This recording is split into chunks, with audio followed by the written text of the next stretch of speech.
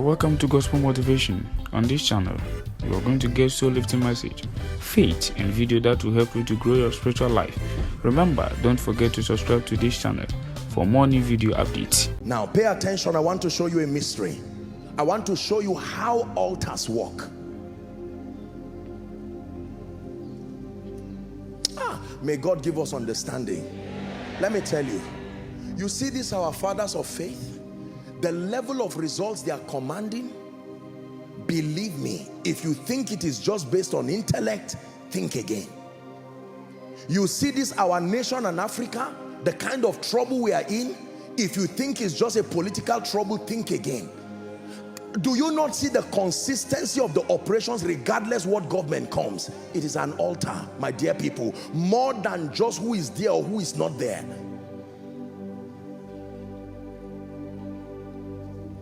Do you not see what happens to people during election? It's as if something just comes on people and nobody knows what is doing until after everything, everybody starts complaining.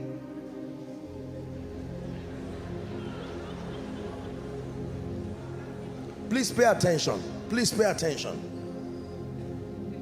How does altars work? How does an altar work? Please write this down. All satanic altars are powered by one major altar. All satanic altars are powered by one major altar. And I want to reveal it to you now. All satanic altars, systems of authorization, systems of communication, right? They are powered by one major access point or one major altar. Now, forgive me to make reference to my dear film, Lord of the Rings. Remember that our movie? Now, remember, if you've not watched it, I don't know what to tell you, but you just follow. God will grant you understanding.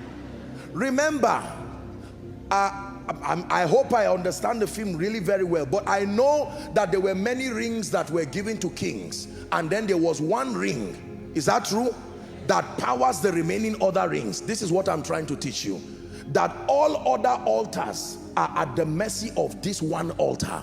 That means no matter what you do to all other altars, if this one altar still remain, you wasted your time. Now, this is the mistake that most people have, that they just keep rebuking things individually. Poverty, this one, that one. All satanic altars are powered by one major altar.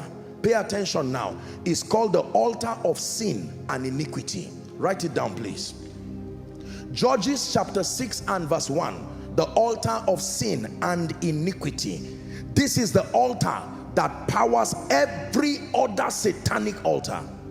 And the children of Israel did evil in the sight of the Lord, and the Lord delivered them into the hands of Midian 7 years. What was the cause of the problem? Evil in the sight of the Lord.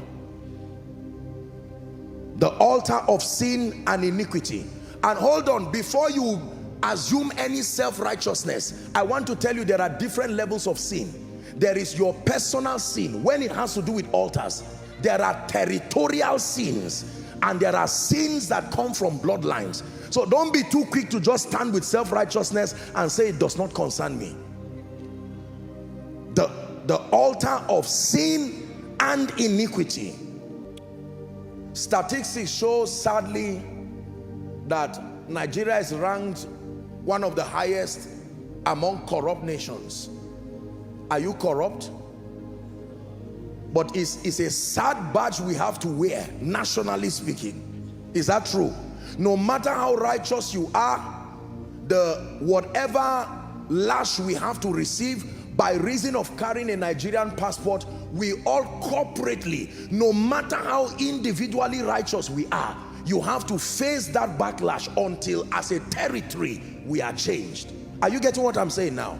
Sodom and Gomorrah, a territory can sin. If I stole money and I bought cassava with it and a goat eats it, territorially we are all sinners. So the animals fasted. It's in your Bible. The last level of sin is sin based on foundations and bloodlines. Please write it down. Don't worry, don't be afraid of hearing all these words. I know you've heard them and you've run away from them for a long time. You just trust me, I'm a good pilot. Sin based on foundations and bloodlines. Don't forget these three levels of sin: personal sin, territorial sin, and then sin that is based on foundation and bloodline. Psalms 11 and verse 3, it says, if the foundation be destroyed, what can not what can men do? Even the righteous will be affected. Whether you like it or not, we are all victims of territorial sin. And if not all of us, especially Africa, bloodline, foundations. Do you believe that you will hear of a story of somebody who buried human beings every day and then you just shrug it off and say it does not matter? Do you know what the people said before they passed on? And you just believe, oh, no problem, everything is gone. No, there are rules of engagement. I've taught you this when we're dealing with deliverance, that even the sin of man, God did not cast it out of man. As powerful as God is, he didn't cast sin out of man. The lamb had to come and die, live 33 years, died to purchase redemption for us. Thank you for watching this video. God bless you, but don't forget to subscribe.